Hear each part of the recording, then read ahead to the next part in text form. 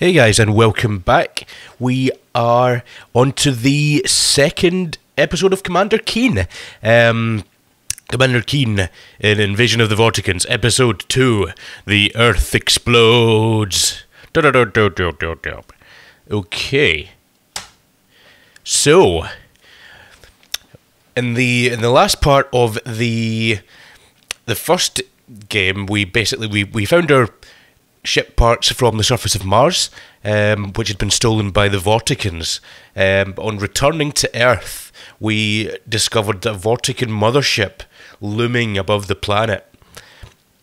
So, Keen still has some work to do. Let's go to the story then.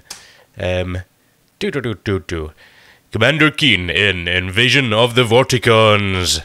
Billy Blaze, 8-year-old genius, working diligently in his backyard clubhouse, has created an interstellar starship from old soup cans, rubber cement, and plastic tubing. While his folks are out in the town and the babysitter has fallen asleep, Billy travels into his backyard workshop, dons his brother's football helmet, and transforms into Commander Keen, Defender of Earth.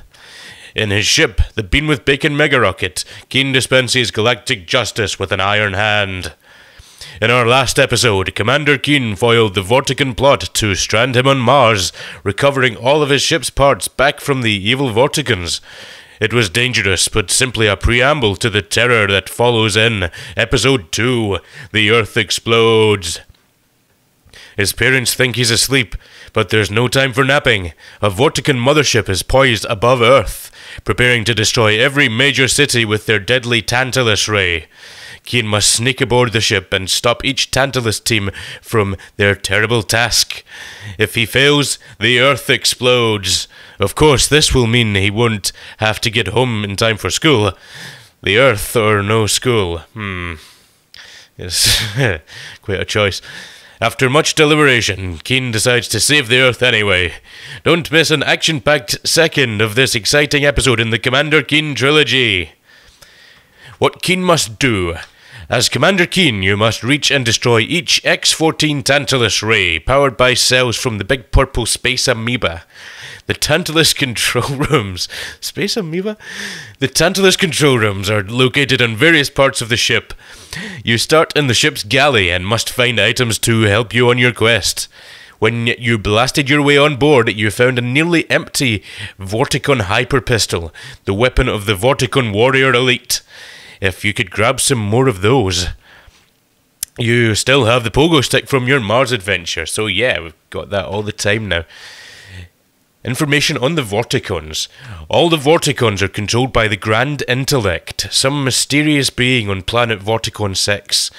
That's of no concern now. You must save the Earth by destroying those Tantalus rays. We must not destroy the Earth, although we can do that if we mess up. You'll see that later. Lucky for you, one of the Vorticons you dealt with on Mars had a blueprint for the Vorticon mothership. Unfortunately, you can't read Vorticon. The Vorticons have robots, just like the Martians, except Vorticon robots are worse. Certain areas of the Vorticon ship seem to be inaccessible. You must find the controls to doors or bridges that will let you continue. The adventure continues. Your task is before you. Go get him, Commander Keen. Okay. Don't need to read about episode 3 yet. We'll get to that in due time. So, let's get started. Commander Keen, episode 2. Here we go. So, once again, we have a map. In this case, our map is based on the blueprint of the mothership that Keen has found on his travels through Mars. So, there we can see your Bean with Bacon Mega Rocket has been tethered to the side of the ship, and we've... it looks like we've kind of blown our way in. Good enough. And here's our first level. It seems to have a beer can and a beer glass and a burger. Maybe this is a bar. Let's go in and see what's in here. So, there's a gun. Let's grab that. You'll see these little red robots. These guys are actually friendly. They're also... They kind of push you around and stuff, but they can actually come in quite handy because you can jump on top of them and they can function as a sort of platform of their own. Now, these guys will become important in some puzzles later on in the game.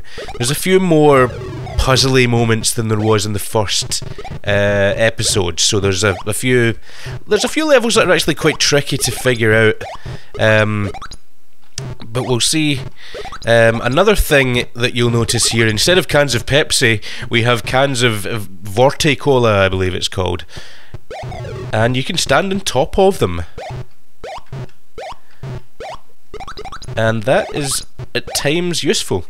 You want to watch out for things like that electrical thing there. Let's not jump straight on top of it. For the most part, the gameplay is pretty much, you know, it's the same engine as Keen 1. There are some improvements that we'll see soon enough. So again, this is about like the first level of the first Keen game. You know, it's just a little bit of wandering around, picking up some items. There's no particularly dangerous enemies, although there is a couple of pits of acid. You know, what kind of a mothership is this? I don't know. They seem to have a bar with burgers lying around and a pit of acid on the floor.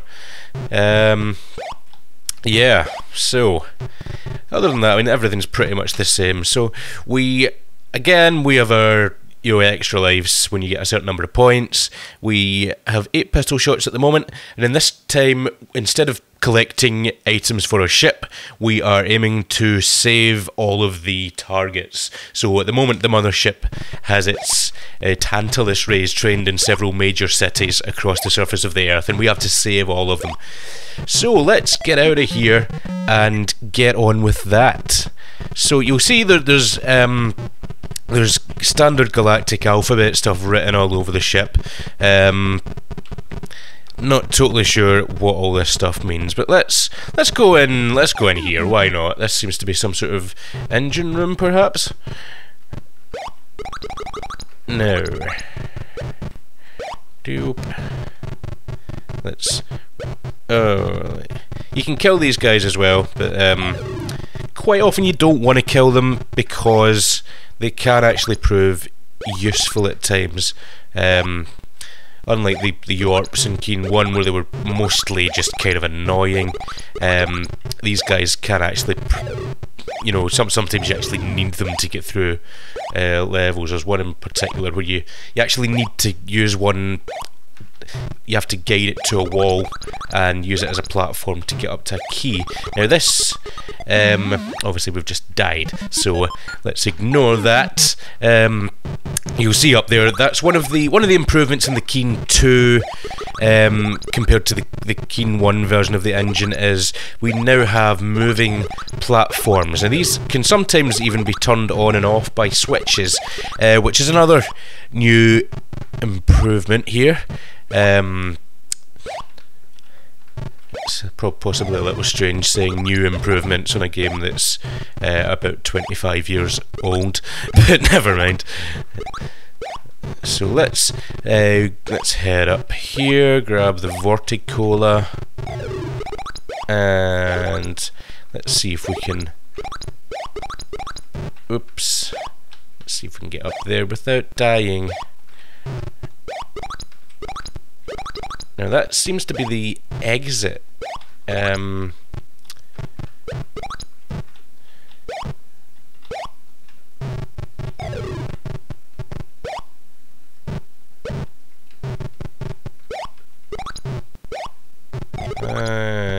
let's see. Is it just points items over here, perhaps?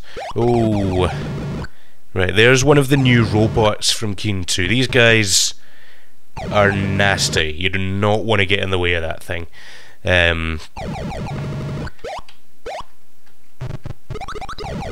Whoa!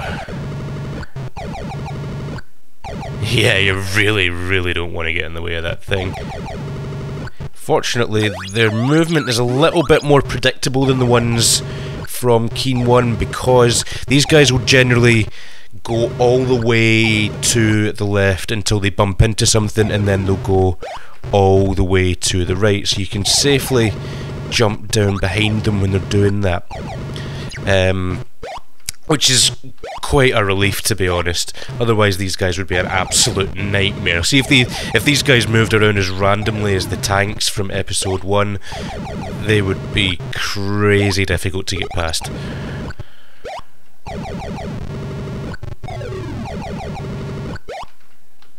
So let's make our way back up here.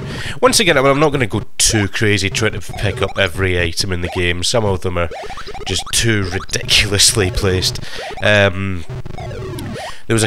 a couple of items in Keen 1 that were actually impossible to get as well. I don't know if that's the same in Keen 2, but we're going to have to watch out, because I know there's a Vorticon down here. Yep, there he is. Let's go down this side. These Vorticons are much, much weaker than the ones that were guarding our stuff on Mars. These guys go down in one hit. They still jump around like crazy though. I mean, their basic movement pattern is pretty much the same as the ones from the first game, so you're going to want to watch out for that. Sometimes they can move quite unpredictably. Right, now we've actually got the key this time, so we can feasibly move over here. Now let's try and do this without dying. Oops, let's not ruin all of our ammo as well.